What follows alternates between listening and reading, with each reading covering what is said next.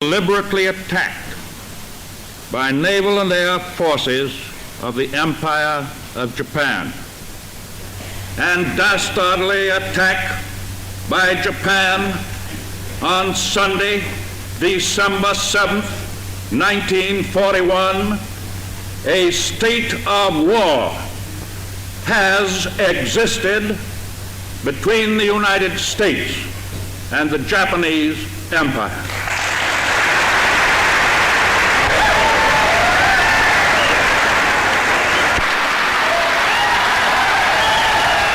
December 7th is a very important day in American history, obviously the day that Pearl Harbor was attacked by the Japanese. And not very often do we get the opportunity to interview not only an individual that was from World War II, but an individual that was also a prisoner of war during that time, and a hell of an individual, if I say so myself. You are still as spry as the day you were down fighting for us here for our country, and you were just as...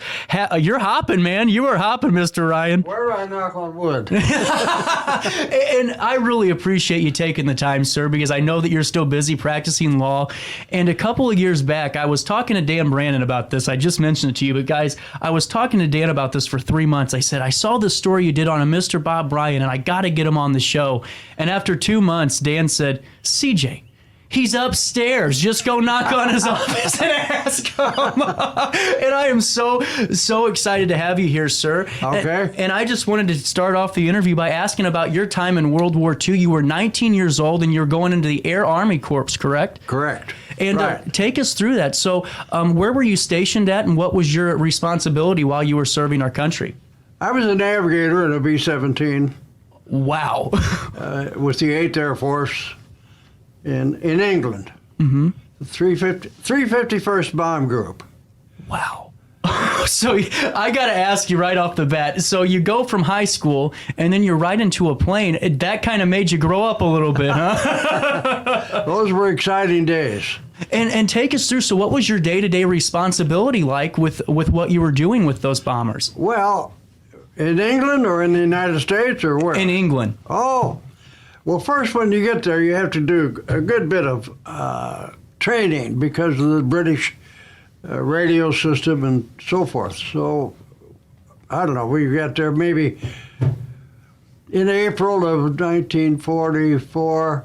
Mm-hmm. Yeah, and maybe started flying in, started flying in April, probably got there in March. Yeah. Wow.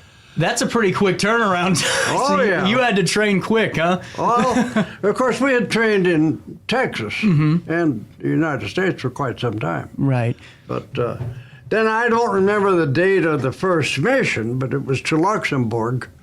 Then it was a milk run, no fighter opposition, no anti-aircraft fire. And you call that a milk run? Yeah. That's awesome. That is so cool. This is incredible. So that, and then you think, oh boy, this is a piece of cake. And it doesn't work that way. no. And take us through that. So how many of these runs did you take part of in these flights with the bombers? Were you on multiple, or were you only on one or two? Oh no, we'd be in a formation. Oh, wow. Yeah. Okay. A rather large number. Yeah. Okay. And that day, I can't tell you how many, but a number. Mm-hmm. There would be at least 13 or 14 from the 351st Bomb Group. Wow. And it would join other groups and they head overseas.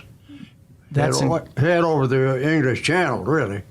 Yeah. Mm-hmm. And take us through that. So you had to end up jumping out of an airplane, a bomber, because you guys were struck head on, correct? We were shot down. And Right. take us through that. I mean, no one could experience that unless you go through it. What is that couple of seconds like? I mean, that has to be put some hair on your chest, huh? Well, preceding that, of course, you're under attack by fighter aircraft, with German fighter aircraft, particularly Messerschmitts 109. Yeah. Wow. And they had a 20-millimeter cannon that fired out of the propeller hub, and they made head-on attacks. So you could see that flash as you're heading toward it. Mm-hmm. And I keep thinking of the old what was the name of the giant that had the one eye in mythology? Oh my goodness, from Odysseus, the Odyssey. Yeah. What was his name? Oh my goodness. Hold on, Odyssey giant with one eye. We have Google now. Okay, good. That helps. Polyphemus. Fair enough. I love this. Okay. So it looked like a Cyclops when they were. Exactly. That's the name I was trying to think Okay. of. Cyclops. Oh, right.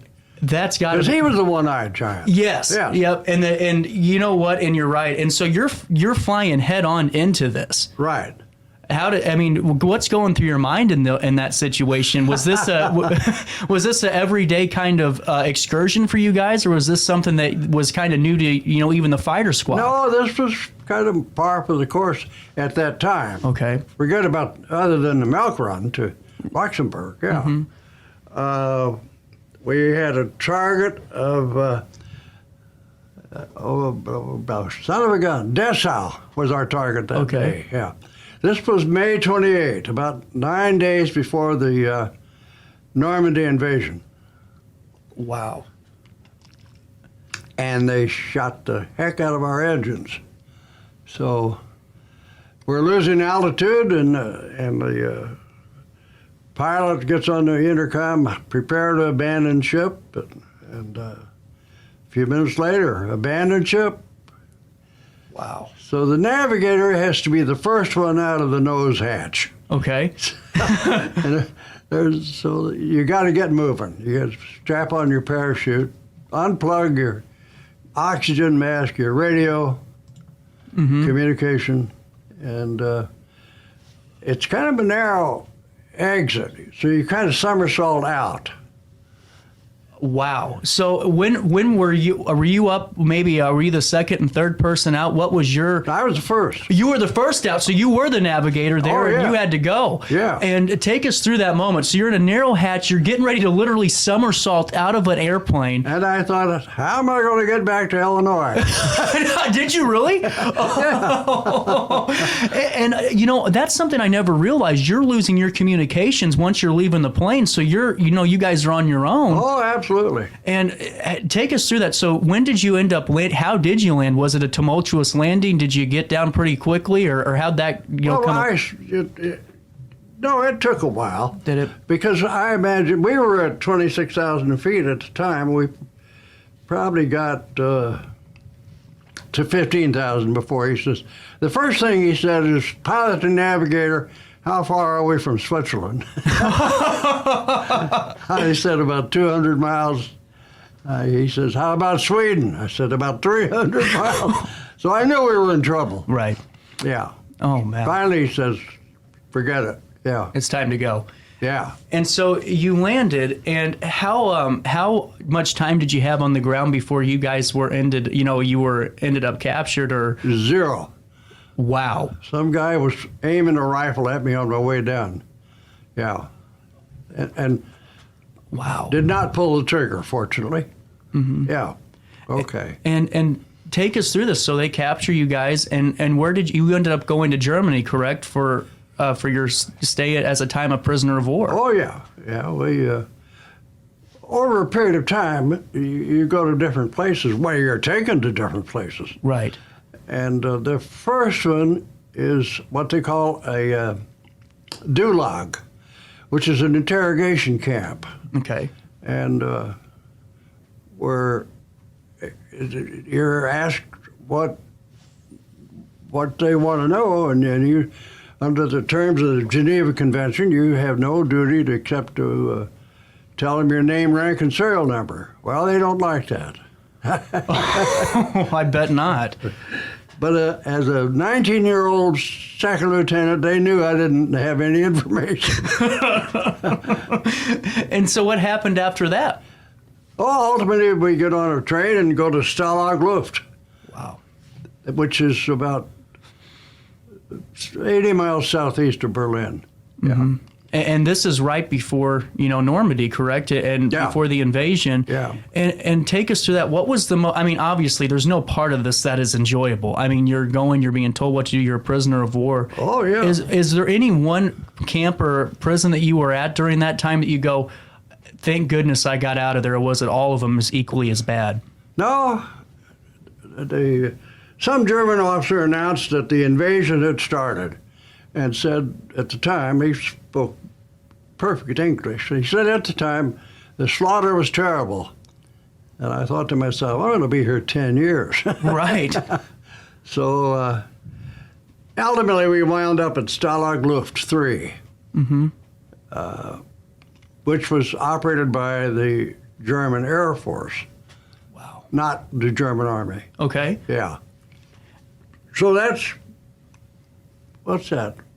I'm trying to remember the date anyway. Sometime in June. That was, Stalag Luft 3 was the camp where the Great Escape occurred. Okay, I knew the name, but I couldn't put it together. So Yeah. that's exactly what it was, or what it was. But that was before I got there. Okay. Yeah. That happened about March or April, and I got there in June. Yeah. Wow. But that's where 50 British flyers got shot. Right. Yeah. Because I actually, whenever you said that, I watch a lot of documentaries and I kind of follow those things pretty closely, and I thought, man, that sounds familiar. And I mean, you were a part of so many historical places, and been there during World War II. I had to have you on, and so, and I mean that. I mean, and you were just going and going. And I got to ask you, the moment that Victory in Europe Day occurs, what's that moment that's you're being told, hey, it's time to go. Well, that's scary. I bet. Yeah. And it's, I had not parachuted before, so that was an interesting experience. Right. And I haven't done it since. That was my next question. So, I want to. We have a couple of minutes left because I know that you're busy. We're getting through it. So, whenever you're getting ready to, you're in prison. You're in the prisoner camps, and the invasion happens. Victory in Europe Day is upon us, and you're getting ready to be released. What does that look like? I mean, were you released right away, or did? Oh no, that's complicated. In January of '45, the Russians appeared marching toward Berlin, and they came within about 40 miles of our camp. So the issue there was, were the Russians going to liberate us, or were the Germans going to evacuate us, or eliminate us? Right. Right. So they evacuated us. Wow. And so we took off about midnight in a snowstorm and headed west for about 6 days. And then finally got on some boxcars and went south. Where'd you end up at? Moosburg, Wow. north of Munich. Okay. Yeah. And boxcars are nasty. There's no water, there's no lights, there's no restroom. That's something to take into consideration, I think. I do not recommend it. I couldn't imagine. I really couldn't. It was nasty. So when you got there, how long did it take for you to actually become a free man again?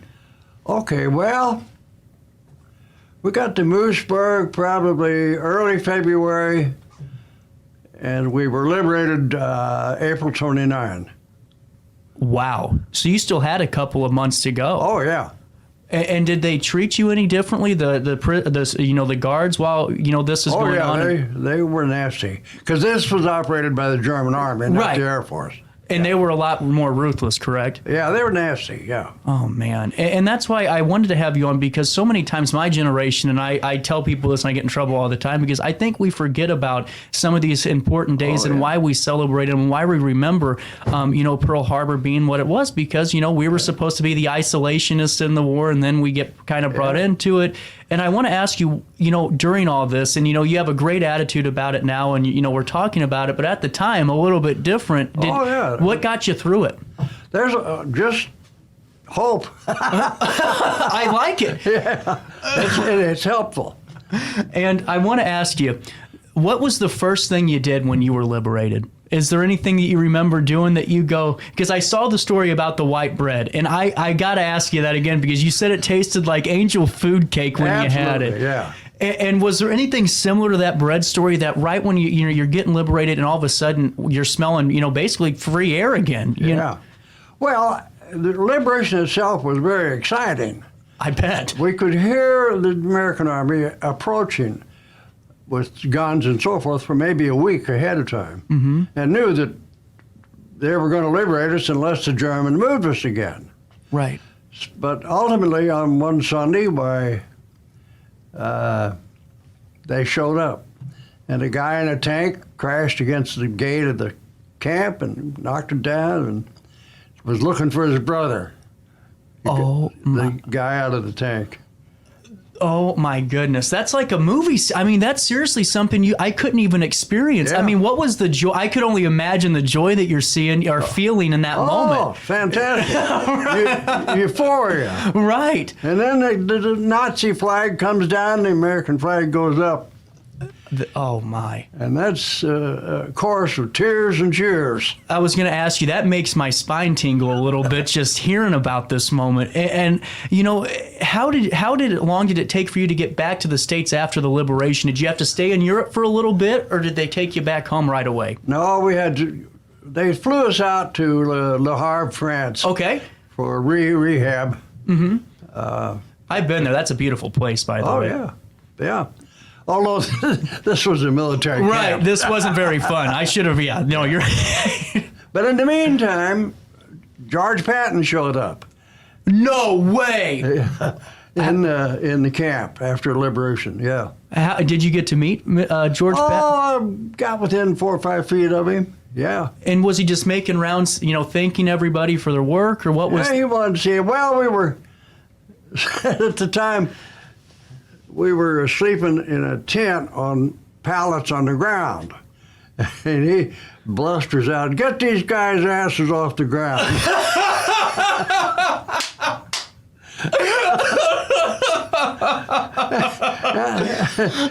There's no way in the world that could be done. Right. Oh my goodness. Now you might have to censor that. Oh no, this is online radio. We're good as gold on this. This is too good. We got about 2 minutes left here. I could talk to you for 3 days about this because I'm such a history buff, but so many times we miss out on stories. And part of what I'm doing here, and I was telling you this in the elevator, even though we already had a great interview with you a few years back, I couldn't miss out on this opportunity. And I mean that because my generation is losing the grit and the passion that yours had. Yeah. And I mean, I truly mean that. Yeah. And I wanted to ask you, what during the, we talked about being captured, we talked about some of the flights. What was the moment that was just an enjoyable memory that you have from maybe your time in the war with some of your counterparts? Was there ever any fun that was to be had, or any partying going on in between the flights? Not really. Really? Okay. It was all business. Right. Yeah. And sorry. Yeah, well, it was business, period. Yeah. Mm-hmm. That's scary. You're up at 26,000 feet. It's cold. You got machine guns firing at you. Right. And you got 2 machine guns you're supposed to fire at them. Well, and I meant maybe in between flights, did you guys ever have some leisure time, or was it just strictly focused on the war effort? Because if the weather was bad, we couldn't fly. Right, okay. Yeah. And that's another thing I didn't really. The weather's not very forgiving over in Europe. Not in England. No. Not in April or March. Right. Yeah. And I wanted to ask you, what's something that maybe we don't think about that comes into play during, so like we just hit on the weather. What is there whenever you're in the flight, whenever you're in a mission, we always think about the enemies. We always think about other tangible things that happen that could cause some interference. But was there ever a time where like maybe it was just a piece of hair getting in your eye while you're firing a machine gun? You know what I'm saying? Something that's a little bit different that caused you some issues, or was always something to watch out for? Well, the Navigator had 2 50 caliber machine guns, one flaring out that one side and the other one on the other side. The problem was you didn't know which one to go to. Because they were making head-on attack. Right. Yeah. Oh, now that could have been interesting. Well, and I wanted to ask you this, whenever Pearl Harbor happened, because that's why I wanted to have you on today. This is a day we'll never forget, and I hope my generation doesn't forget, and they shouldn't. Or experience it. Or experience it is right. When that moment happens, you're a young, spry teenager, 19 years old. You hear the president come on the radio, or oh yeah. Take us through that. I remember that very vividly. A day that will live in infamy. Yeah. And take us through that. So where were you? Were you coming home from school? Were you working and heard it come over? I was going to St. Louis U at the time. Okay. Commuting. I was living in Alton, yeah. And interesting times. And they make the man, and you turned out quite well. And I wanted to ask you, sir, I mean, there's no, you're as spry as ever, but you're creeping up. You're 90 in your 90s, right? Or 99. 99, and you're still practicing And law. counting. And counting. You aren't stopping anytime soon. I still expect to see you every morning when I come in for the show. Where do I knock on wood? It's all around us. And I want to ask you, sir, why is it that keeps you going? Not retiring, just still working hard, still doing what you can do. Well, I'm not working that hard. It appears that way, but it's not true. Yeah. But what's the did you just like getting out and keeping moving? Is that Absolutely. What am I going to do? Watch TV? Exactly. Yeah. You're right. And I kind of figured that because I'm telling you, he walks faster than I do to get inside sometimes. And I don't play golf. That's the only bad habit I don't have. So what am I going to do? And that's incredible. And for younger generations, because we have a lot of kids that watch this show too, a lot of younger folk, what's something that we can do to kind of always, maybe not highlight it as a day of joy, because December 7th really isn't a day of joy. It's a day of reflection. What's something that we can do in our generation to kind of remember some of the past heroes that fought in World War II because of Pearl Harbor, like yourself? What can that generation do? I have no idea, except, I don't know. That's a good question. I can't answer it off the top of my head. I only ask one good question in an interview. That's all I got in me. But, Mr. Ryan, I really appreciate your time. His name is Bob. Mr. Ryan was my father. I appreciate that, Bob. And you're absolutely right. Is there anything that you'd like to get out of in this interview that I didn't hit on yet or highlight? Well, one of the experiences of prison camp was hunger. There was never enough to eat. And the United States, Britain, and Canada always sent food packages, and they were lifesavers, really. I couldn't even imagine it. Yeah. There's two things, hunger and apprehension. Mr. Ryan, thank you so much for your time. And seriously, sir, thank you for all you've done for our country. I'm lucky to be alive. And you know what? We're lucky to have you right here in our community. Well, there was a history about, I don't want to go into it.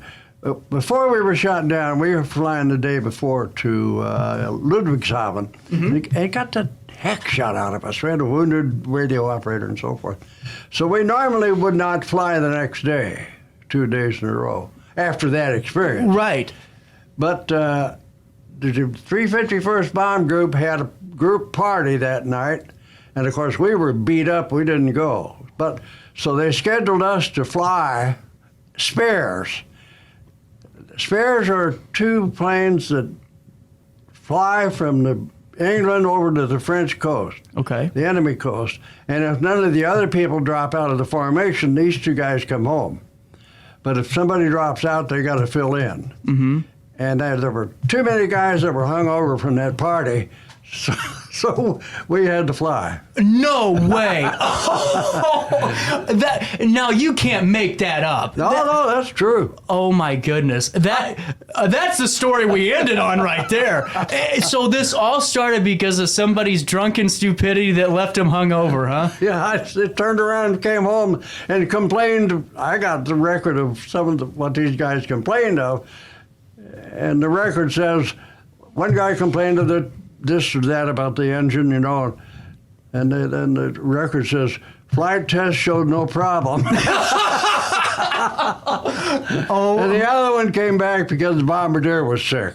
Well, we know why he was sick. Okay. And that's why I was so looking forward to this, because this is a story the history books won't tell us right here. Very true. That is incredible, sir. Thank you so much for your time. Are we done? We are done. Okay. Thank you so much. Coming up is Margaret Hopkins with Wreaths Across America. That happens next on our daily show.